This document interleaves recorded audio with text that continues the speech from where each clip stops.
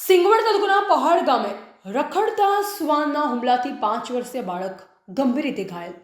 દાહોદ જિલ્લામાં આવેલ સિંગવડ તાલુકાના પહાડ ગામે આજે સવારે એક દુઃખદ ઘટના સામે આવી છે. ગામના મકવાણા ફળિયામાં રહેતા ગિરીશભાઈ કડકિયાભાઈના 5 વર્ષીય પુત્ર વનરાજ ગિરીશ મકવાણા પર રખડતા શ્વાને હુમલો કર્યો.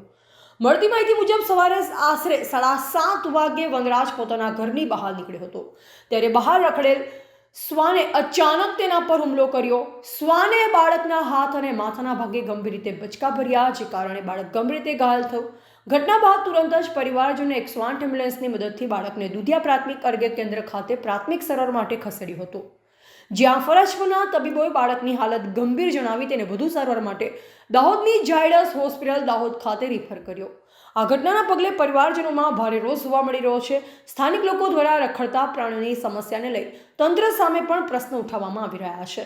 Reporter Pradeep T Vadvai, Singvad, Dahod.